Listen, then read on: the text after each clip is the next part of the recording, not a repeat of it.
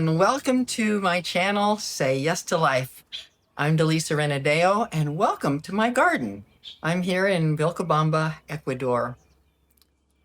Today I'm going to talk about one of the main questions that we often ask, and it's a great question sometimes, and sometimes it's not a great question, and that's the question why.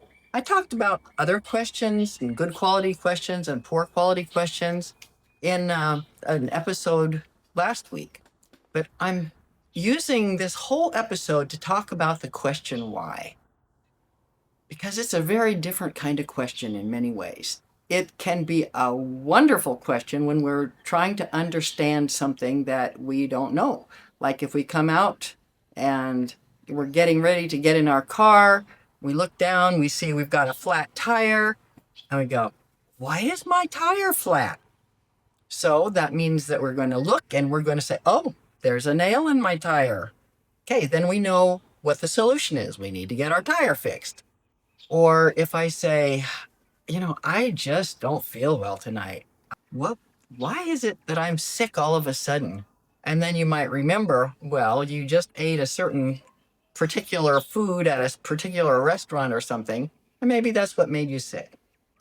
Why questions are also good for really delving deeply into a particular topic. So you can ask a series of why questions. So you might say, I'm going to retire next year. And somebody asks you, well, why are you going to retire next year? Well, because I'm going to be 65 and I just don't want to work past 65. Well, why don't you want to work past 65? Well, because I want to travel. I haven't been able to go around the world yet. Well, why do you want to travel and go around the world?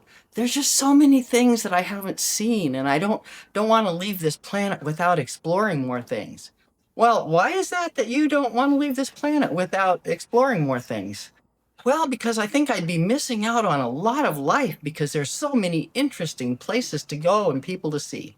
So, we don't have to go any further. But why is a great question for peeling the layers off the onion. It's a favorite question of many of the other extranjeros, foreigners in Vilcabamba, because one of the questions that we ask each other is, well, how long have you lived here? And we tell them, and well, for us, it will be 3 years in March. Well, why did you move here? And so then we have all kinds of different stories, but there's always stories behind why we moved here. It wasn't just on the agenda someplace. So why can be a great question, but it can also be a problem question. And so I just want to differentiate these so that you can be clear when you hear the difference in your own life. There are times that we use the why question like this. Why do you always leave the kitchen a mess? Is that really a question? Or is that a complaint? Or is it maybe a request? It's certainly not really a question. If you said that to your husband, why do you always leave the kitchen a mess? And he tells you, well, it started back in my childhood. It's like, do you really care? Do you care where it started? What you really want is for your husband to clean up after himself, right? So instead of saying this complain thing, which causes him to become defensive, you could say, I would really like it if you'd clean up the kitchen after you finish making a snack. Or, would you please clean up the kitchen when you're finished in there?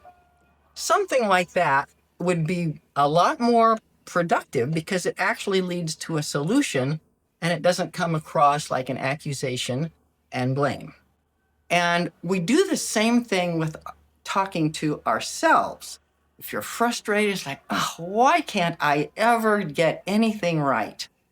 Now, is that the kind of empowering question that's going to help you find a solution? No, of course not. That won't help you to find a solution. Or if you say, I don't know what's wrong with me. Why can't I figure this out? Why am I always late? Why am I the last one to figure it out? Why? And we're blaming ourselves. And of course, what's the feeling? Hopelessness, despair, guilt, shame, not empowerment. So that's the kind of why question to be careful of. Watch out for your why. There's another kind of use of this question that I've discovered is not helpful. And that is when we begin probing into some past situation when we have a present situation that needs some fixing. So for instance, I have worked as a counselor and a life coach for many years. And there are times that I hear people analyzing a past situation to try to understand a present situation. And it just becomes a big detour. So let's use that example of why does my husband leave the kitchen a mess? And then you could go back, well, his parents were really messy people too. And that's probably the problem. And, his sister's like that. I mean, could I really expect him to be different? I don't know if I can live with this, but, it's just part of his past. And that kind of whole way of questioning does not lead to a solution. The solution is going to be in the present moment. It doesn't really matter if his parents were messy. No, of course not. What matters is that you would like to work out the solution to work together in the kitchen that you're sharing. And so take a look at your questions of whys. And if they're good quality questions, they'll lead to really fun discoveries of maybe why you want to retire next year. Maybe you'll learn some things about yourself you didn't know, and it'll be exciting and empowering. But if you're asking blaming kinds of questions, why do you do this? Why do I do that? Or you're using it as a detour to go back and look at the past with explanations about why, those are dead ends. And they're very disempowering, and all they do is prevent you from saying, okay, given this current situation, what would be a good way for me to handle this? Complaining's not a very good way. Letting the other person know or letting yourself know what you would like to experience differently. Like for instance, if you say, why am I always late? Well, why am I always late? Well, obviously I'm not getting started on time. So you could say, what would be a solution to this? How could I get myself prepared so that I can be on time next time? So look at your why questions and use them wisely, because why is a great question when we use it well, but watch out for the ones that really leave you powerless. So thanks for joining me today. I hope this has been helpful. It's been kind of helpful for me. Oh, before I go, I have to tell you a really funny story. And that is when I was, I don't know who told me this story, but she said when she was a young woman, first married, she was going to have her first Christmas dinner. And so she and her husband decided they were going to have a ham for their dinner. And so he asked her if she knew how to cook a ham. And she said, well, I've watched my mother cook a ham for Christmas, so I'm sure I can do it. You just buy a ham, cut the end off, put it in a pan, and stick it in the oven. It's really easy. And so her husband says, why do you cut the end of the ham off? She says, well, I don't know, but that's what my mother always does.